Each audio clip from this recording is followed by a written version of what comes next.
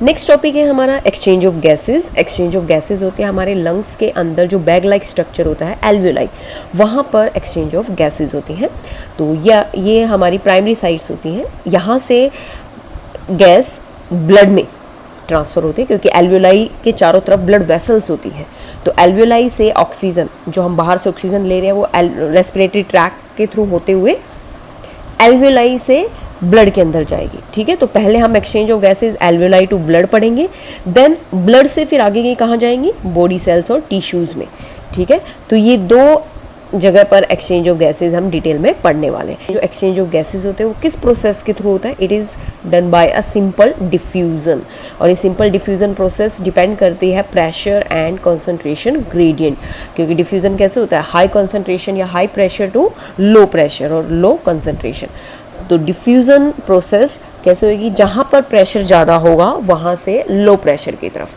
ठीक है, तो डिफ्यूज़न प्रोसेस डिपेंड करती है फैक्टर्स पर। सबसे पहले सॉल्युबिलिटी ऑफ गैसेस, ब्लड के अंदर कौन सी गैस ज़्यादा सॉल्युबल है, जो ज़्यादा सॉल्युबल है वो जल्दी डिफ्यूज़ हो जाएगी, जो लेस सॉल्युबल है वो धीरे धीरे होगी। Second, thickness of the membrane.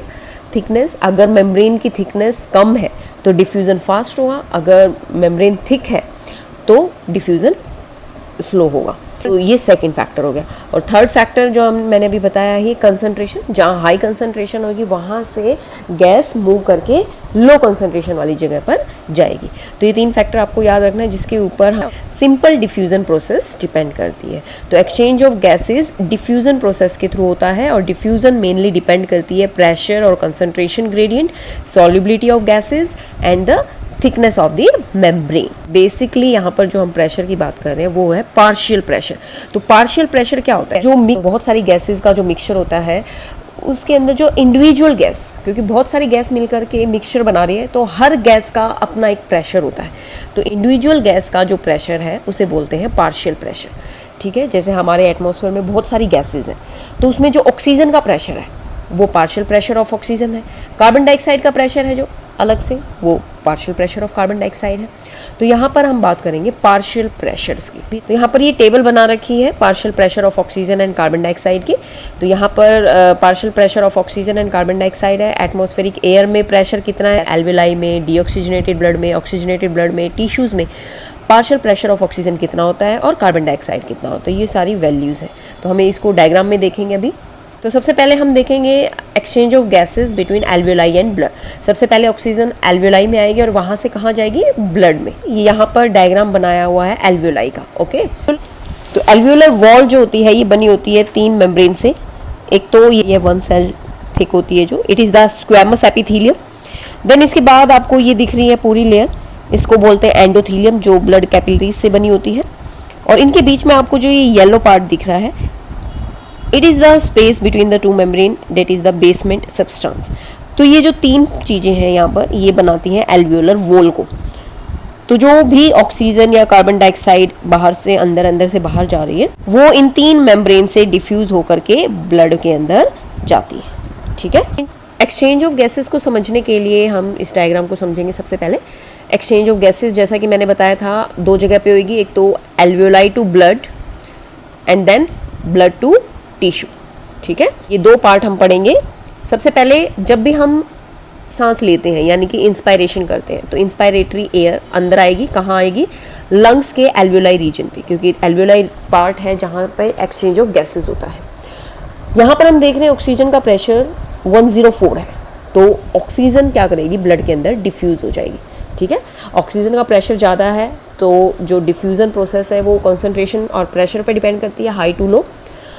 तो एल्वियोलाई रीजन के अंदर ऑक्सीजन का प्रेशर ज़्यादा है तो एल्वियोलाई से ब्लड के अंदर आ जाएगी ऑक्सीजन और ब्लड को क्या बना देगी, ऑक्सीजनेटेड। तो ये ऑक्सीजनेटेड ब्लड एल्वियोलाई से कौन कैरी करेगा, पल्मनरी वेन। क्योंकि पल्मनरी क्यों नाम लिखा है यहाँ पर, ये लंग से जुड़ी हुई है। तो लंग से जो हार्ट तक अटैच होती है वेसल, उसको बोलते हैं पल्मनरी वेन। ये पल्मनरी वेन ऑक्सीजनेटेड ब्लड लेकर के आएगी एल्वियोलाई रीजन से और कहाँ देगी, left atrium of the heart, then left ventricle of the heart, then left ventricle से ये ऑक्सीजनेटेड ब्लड मूव होकर के कहाँ आ जाएगा, बॉडी टिश्यूज में। अब आप यहाँ देखोगे, यहाँ जब ब्लड आ रहा था तो ब्लड में ऑक्सीजन का प्रेशर थोड़ा कम हो गया 95, बट ये अभी भी कार्बन डाइऑक्साइड के प्रेशर से ज़्यादा है। तो ऑक्सीजन अब कहाँ चली जाएगी, बॉडी टिश्यूज में। और बॉडी टिश्यू में पहले से ही क्या प्रेजेंट है, फूड। अब ये फूड ऊपर से आ रही ऑक्सीजन से टूटेगा और क्या रिलीज करेगा, CO2। ठीक है, फूड टूटेगा ऑक्सीजन की प्रेजेंस में और CO2 रिलीज करेगा। अब ये CO2 का प्रेशर ज़्यादा हो जाएगा एज कम्पेयर टू ऑक्सीजन। अब देखिए CO2 का प्रेशर 45 है और ऑक्सीजन का 40।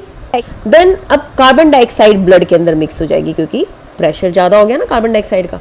तो अब जैसे ही कार्बन डाइऑक्साइड ब्लड के अंदर मिक्स होएगी तो ये ब्लड को बना देगी डीऑक्सीजनेटेड ब्लड बना देगी, क्योंकि अब ब्लड में ऑक्सीजन की बजाय क्या आ गई है, कार्बन डाइऑक्साइड। अभी डीऑक्सीजनेटेड ब्लड कौन कैरी करेगा, सिस्टमिक वेन या वेना कवा बोलते हैं जिसको हम। ये वेन राइट एट्रियम, फिर राइट वेंट्रिकल, और राइट वेंट्रिकल से फिर ये पल्मोनरी आर्टरी इस डीऑक्सीजनेटेड ब्लड को लेगी, देन इसको सेंड कर देगी एल्वियोलाई में, और एल्वियोलाई से ये CO2 कहाँ आ जाएगी, बाहर। तो इस तरह से एक्सचेंज ऑफ गैसेस होता है, alveoli to blood and blood to tissue.